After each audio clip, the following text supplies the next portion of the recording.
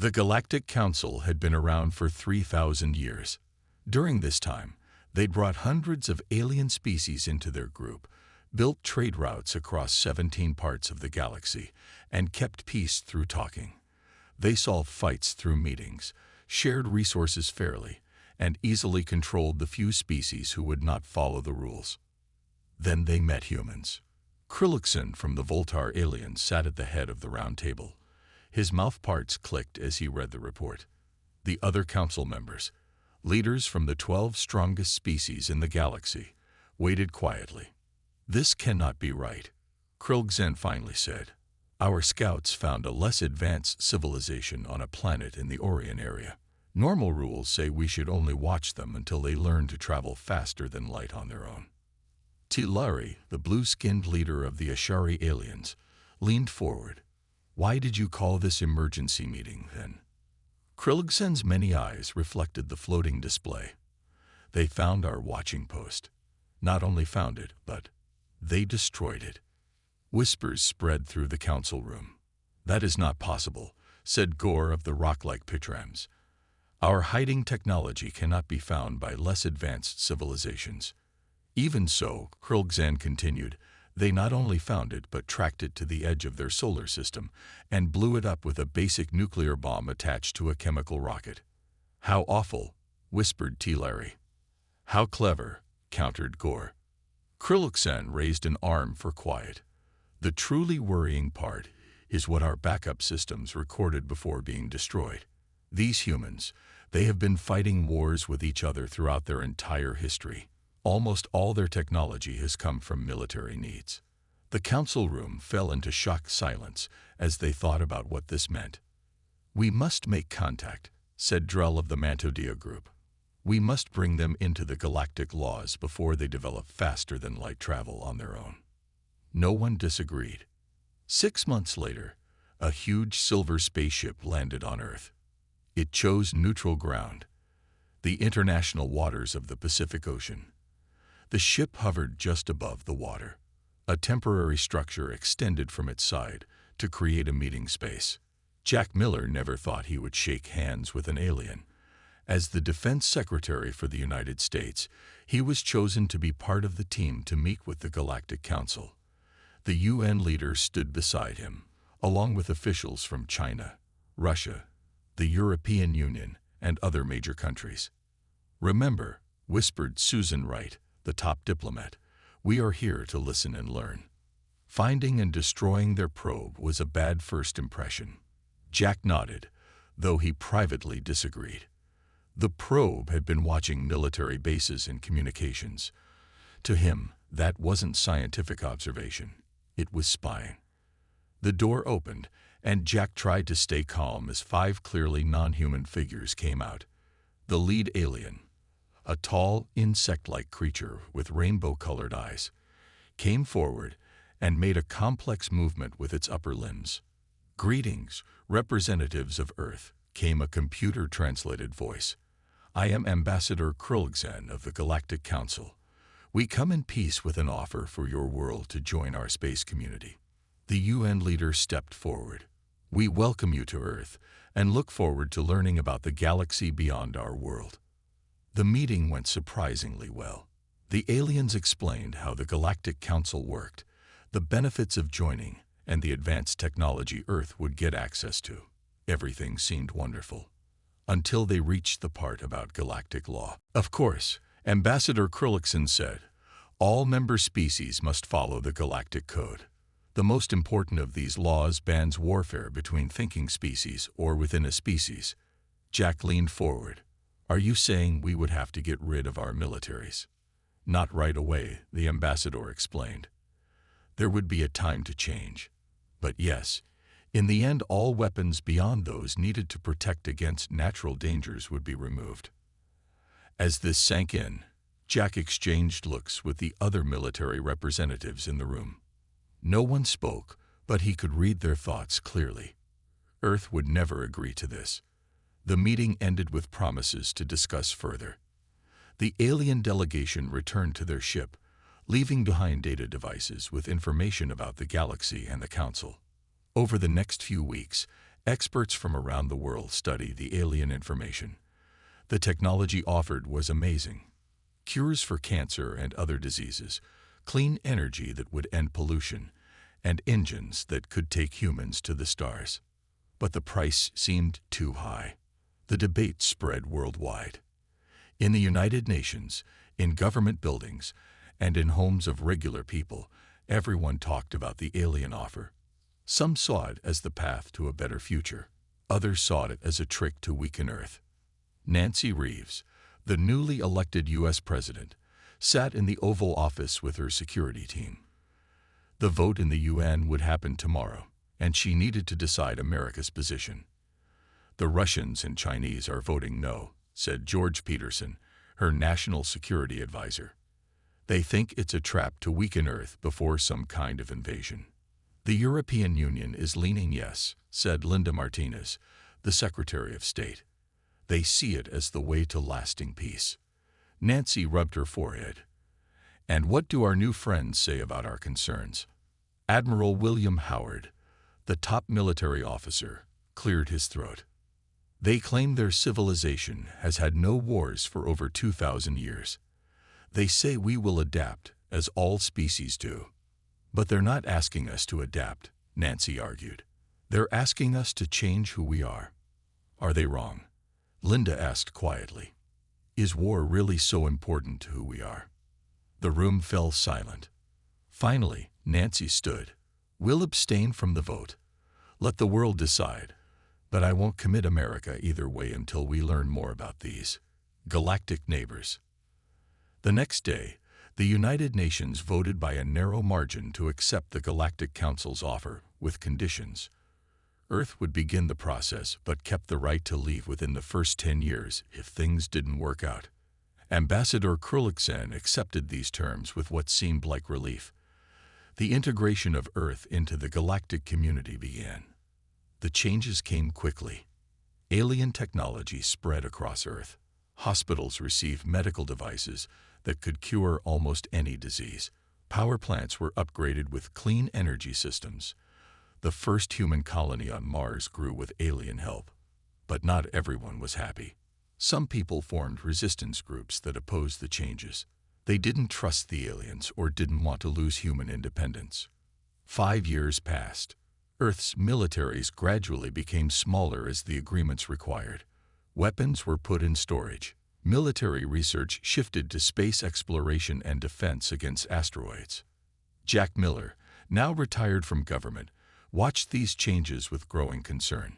He had been studying the information provided by the Galactic Council, looking for something that didn't add up. He found it buried in historical records about the formation of the Council 3,000 years ago. There was mention of quarantine species and containment protocols. These terms appeared nowhere else in the data. When Jack tried to ask the alien representatives about this, they politely changed the subject. This made him even more suspicious. Then came the news that would change everything. The first human starship, exploring a nearby star system, had found something the Galactic Council never wanted humans to discover. The first human-crewed starship, the UES Pathfinder, was on a mission to Proxima Centauri, a Galactic Council outpost. There served as a training place for new member species. Captain Lisa Rodriguez led a crew of 50 scientists, diplomats, and a small security team. They were 3 days from Proxima when they picked up the distress signal.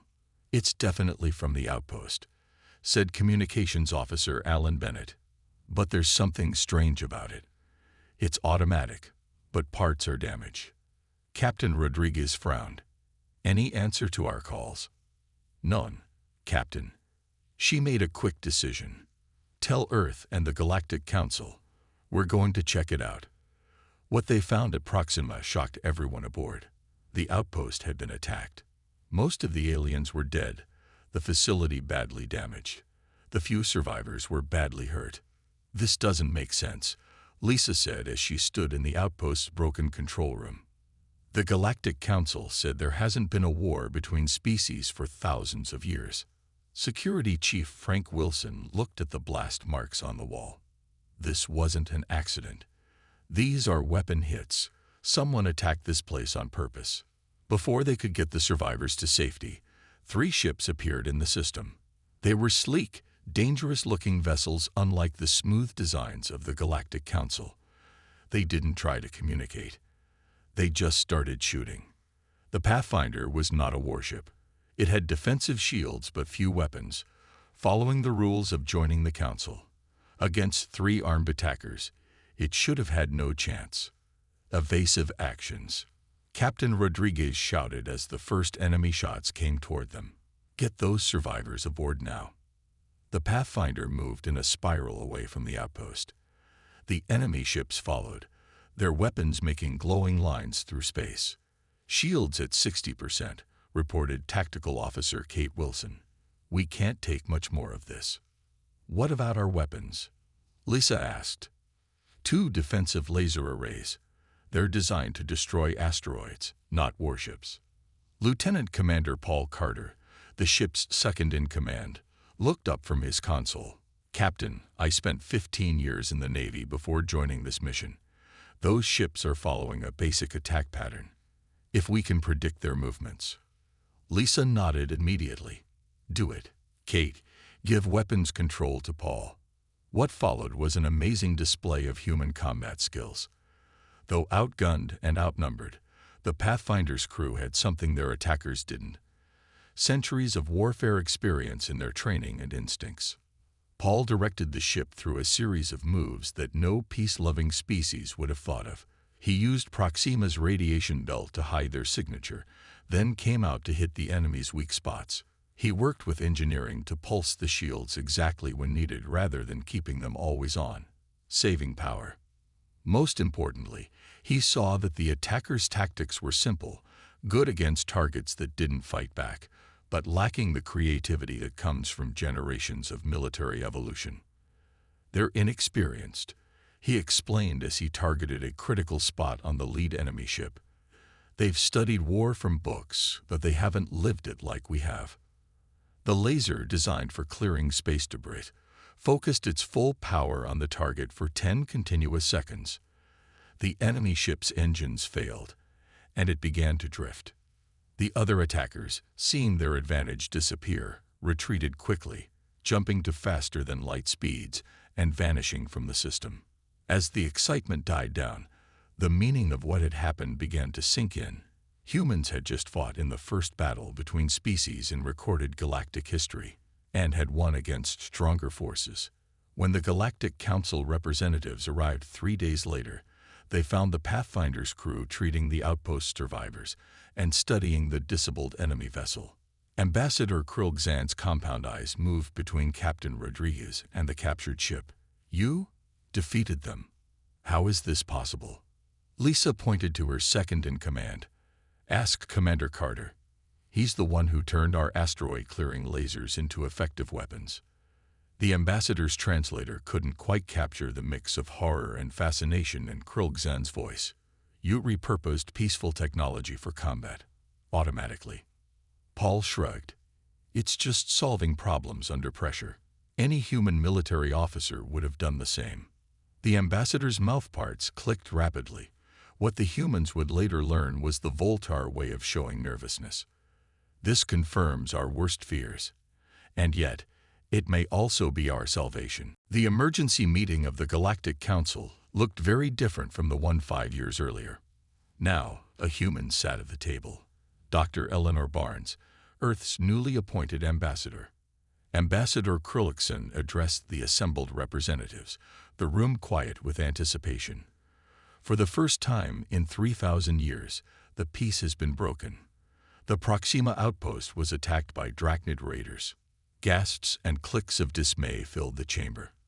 Eleanor leaned toward her aide, whispering, "Who are the Drachnids?"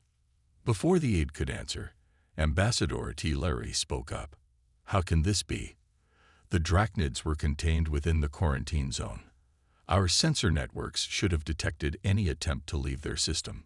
"They have clearly developed technology to avoid our detection," Krilgzan replied. "And they are not alone. Our intelligence suggests that several quarantine species have formed an alliance and are preparing for expansion." Eleanor stood, forgetting protocol in her confusion. "Excuse me, but what exactly is this quarantine zone?" This wasn't mentioned during Earth's integration briefings. The silence that followed was deep. Finally, Ambassador Gore of the Pitrams responded. "The quarantine zone contains species who rejected the first law, the ban against warfare. Rather than force them to comply, the Council chose to contain them within their solar systems through technological means. They were provided with all the benefits of membership except for faster-than-light travel." "You imprisoned entire species?" Eleanor asked, shocked. "We preserved peace for the greater galaxy," Teleri countered. "It was the most humane solution." Krillixen raised a limb for attention. "This debate is not important now. The containment has failed. The Pathfinder incident proves the quarantine species have not only developed their own faster-than-light technology, but are actively hostile. They will not stop at one outpost." "And what does the Council propose to do about this threat?" Eleanor asked. The representatives exchanged uncomfortable glances.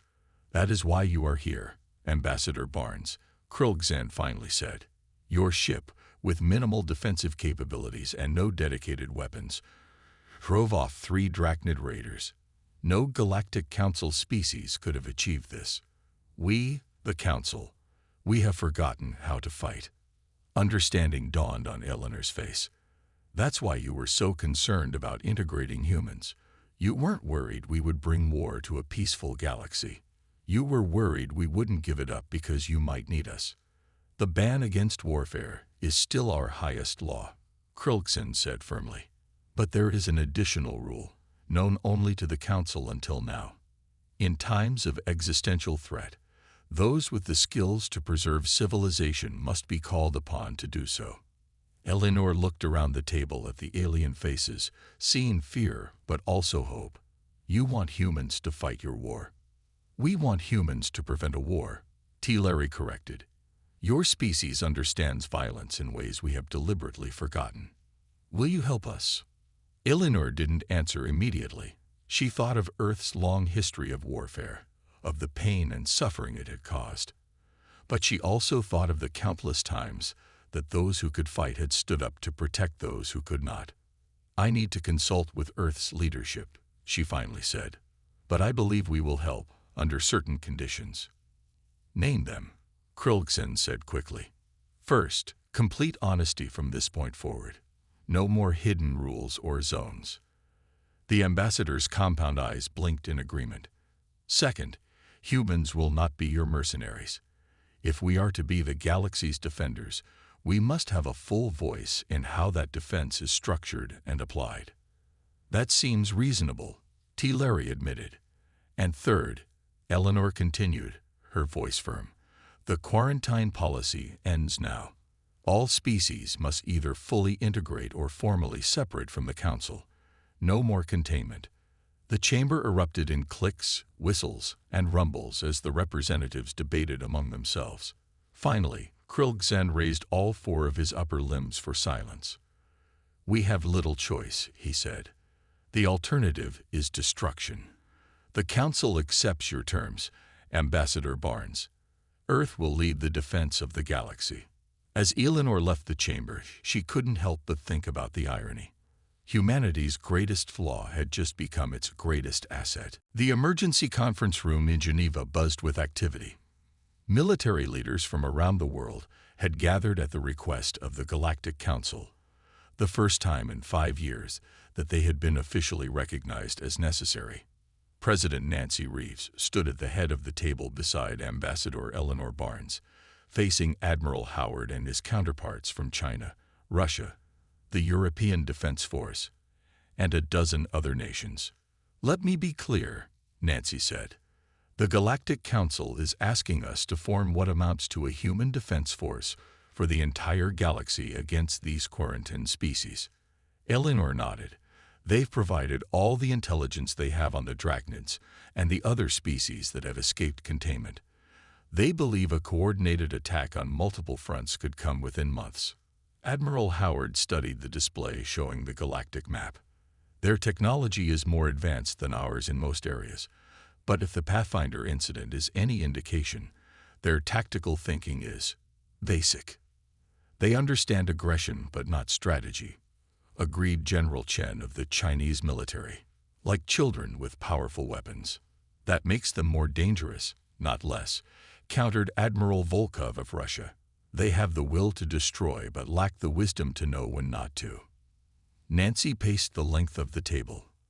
The Council's proposal is that we form an Earth Defense Force, independent of the galactic military structure, but working with them.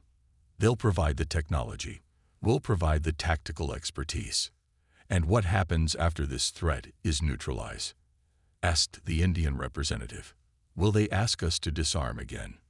Eleanor and Nancy exchanged glances. This was the key question they had debated through sleepless nights. The Galactic Council has proposed a change to the first law, Eleanor explained.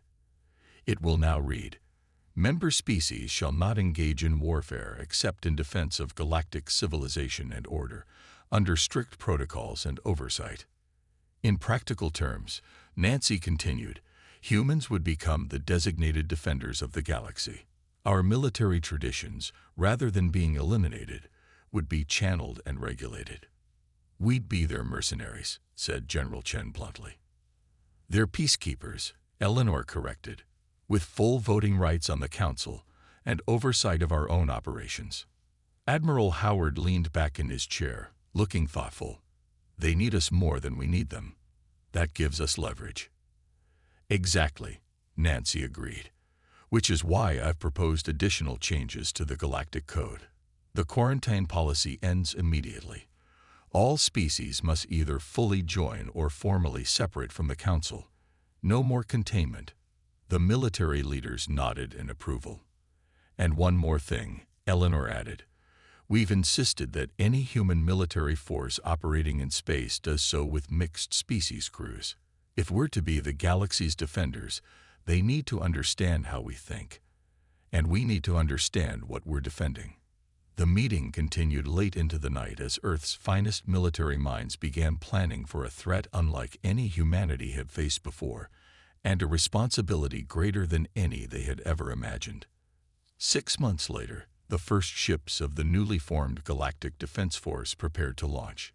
Each vessel combined the most advanced alien technology with human military design principles.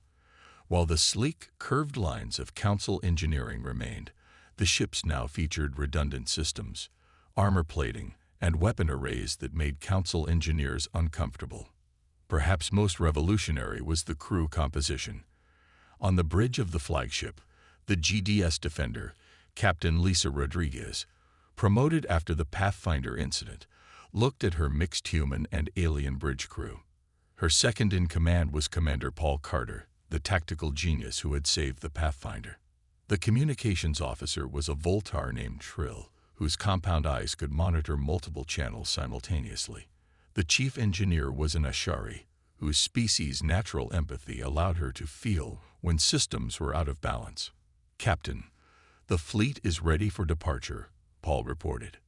Lisa nodded, feeling the weight of the moment. Send to all ships. Operation Guardian begins now. Destination: the edge of what was formerly known as the quarantine zone. As the fleet prepared to jump to faster-than-light speed, Lisa couldn't help but reflect on the strange path that had led them here. Humans had come within a hair's breadth of abandoning their warrior heritage, only to discover that the galaxy needed exactly that which they had almost surrendered. The stars streaked into lines as the fleet jumped, carrying humanity's ancient military traditions to their new purpose, guardians of a peace they had only just learned existed. The Galactic Defense Force arrived at the edge of the former quarantine zone 3 days later. What they found surprised everyone. Instead of an aggressive fleet ready for war, they discovered a chaotic collection of worlds fighting among themselves. This doesn't match our intelligence reports, said Trill, the Voltar communications officer. His compound eyes shifted nervously as he studied the sensor readings. Captain Lisa Rodriguez frowned at the main view screen.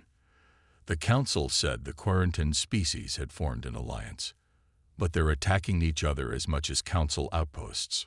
Commander Paul Carter nodded. Classic warlord scenario. They've learned how to fight but not how to cooperate. Each faction wants to be the one to conquer the galaxy. That gives us an advantage, Lisa said. Hail the nearest Drachnid vessel. Moments later, the scaly face of a Drachnid commander appeared on screen. His red eyes widened at the sight of the mixed crew. I am Captain Rodriguez of the Galactic Defense Force. We represent the United Species of the Galactic Council. The Drachnid hissed something that the translator converted to laughter. The Council does not fight. They hide behind their walls and their rules. That policy has changed, Lisa said calmly. We are giving you one opportunity to return to your system and negotiate peaceful integration with the Council. More hissing laughter. We will not return to our prison. We have tasted freedom. Soon we will taste conquest. The transmission ended abruptly. They're charging weapons, Hall reported. Lisa nodded. All ships, defensive formation beta. Remember, our primary goal is containment, not destruction. What followed was the first coordinated military action in the history of the Galactic Council. The human design tactics focused on disabling rather than destroying enemy vessels. The superior technology of the Council, combined with human strategic thinking, proved devastatingly effective. Within hours, the Drachnid attack force had been neutralized without a single ship being destroyed. Similar results came in from the other fronts where the GDF had engaged escaped quarantine species. A week later, representatives from the formerly quarantined species were brought before the full Galactic Council. Ambassador Eleanor Barnes led the proceedings. You have been contained for generations because you refused to give up warfare, she said. The Council believed this was the only solution. Both sides were wrong. Murmurs spread through the chamber. The Council was wrong to imprison entire species rather than finding a way to integrate them. And you were wrong to believe that freedom meant the right to conquer others. The Drachnid representative, his scales less bright in the Council lighting, hissed softly. What do you propose, human? Will you be our new jailers? Eleanor shook her head. No, we propose a new path. The revised Galactic Code now recognizes that the capacity for defense is necessary. What is prohibited is aggression.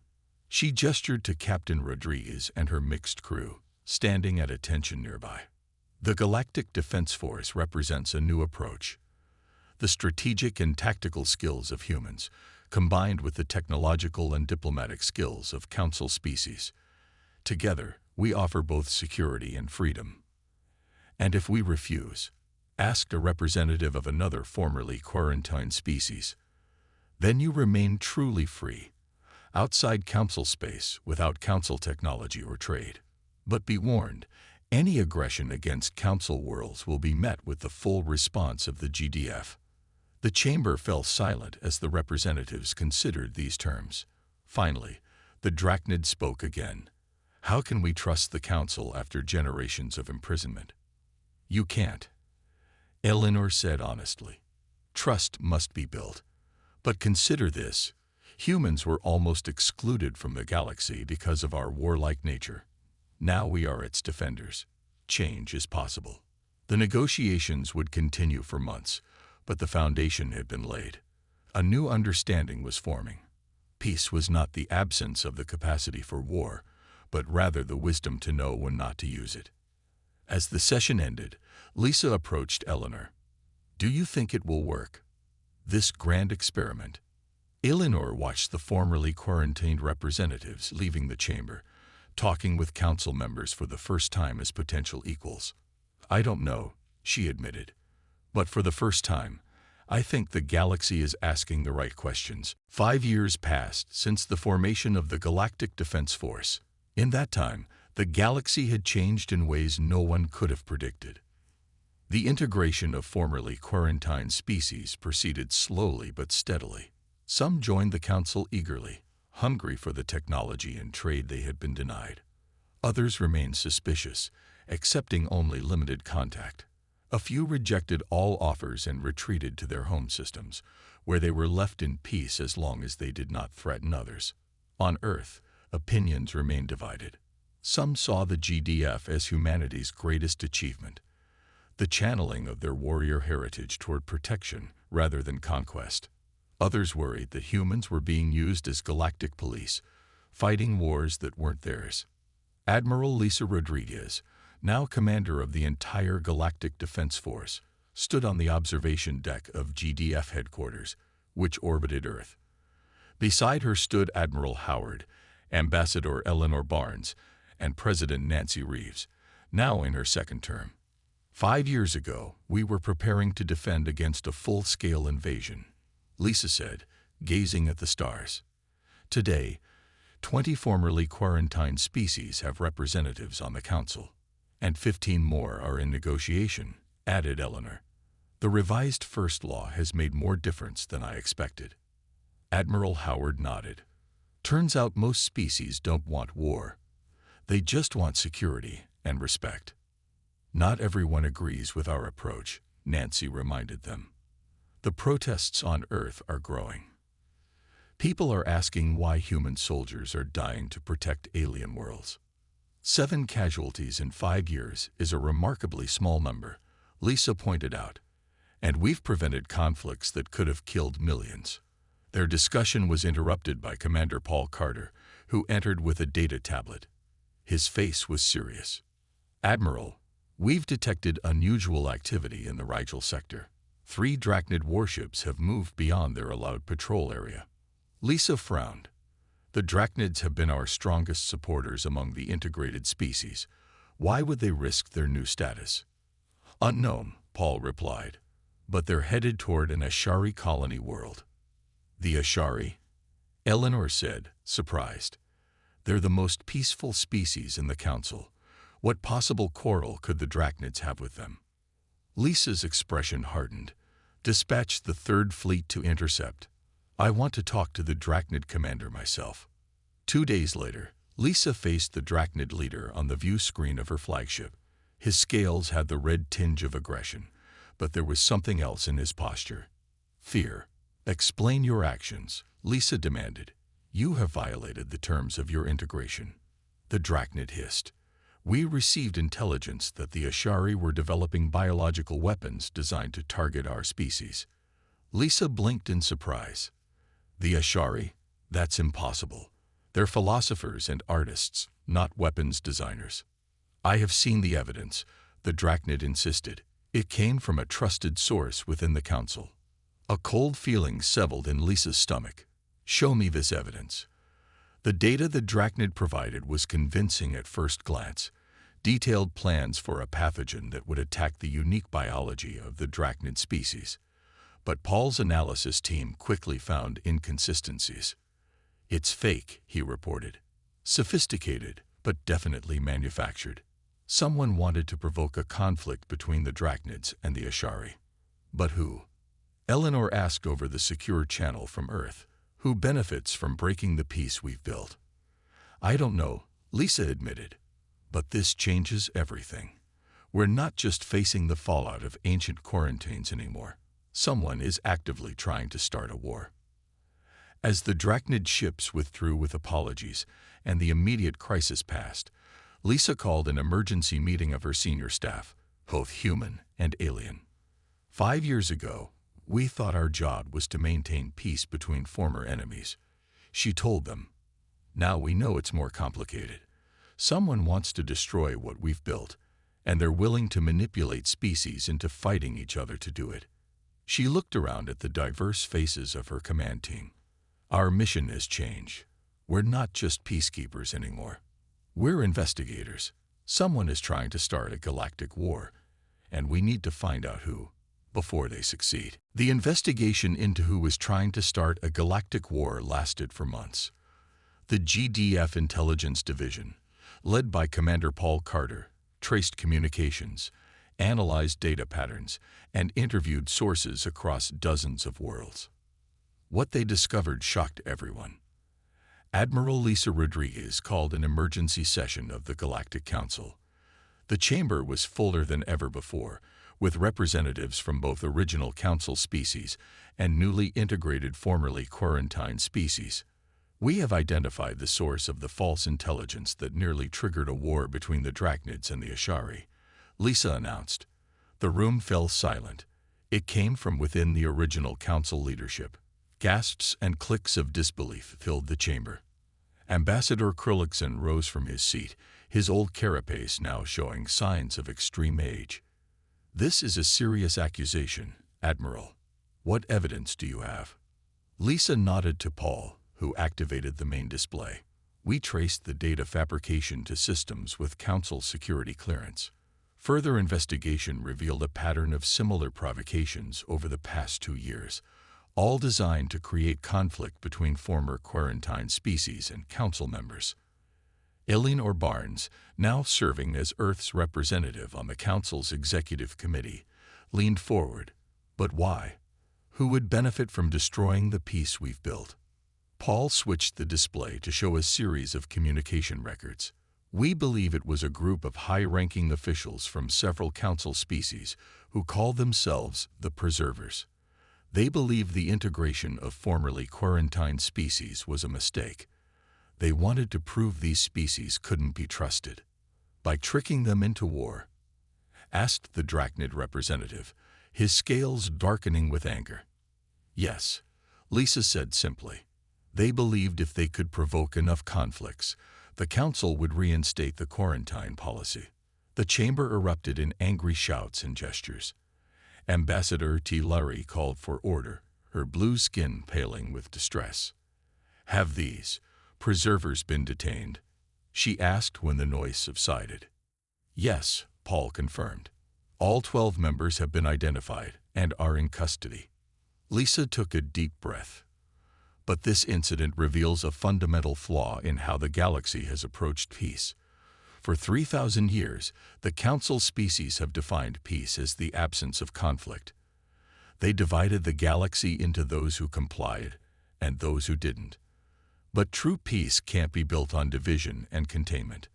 She gestured to the mixed council. "Look at what we've achieved in 5 years. Species that were bitter enemies now sit together.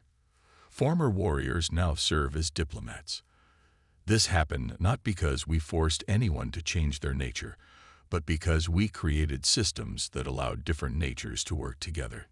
The Galactic Council debated for days about how to respond to this crisis. In the end, they voted to create a new galactic code that acknowledged a fundamental truth.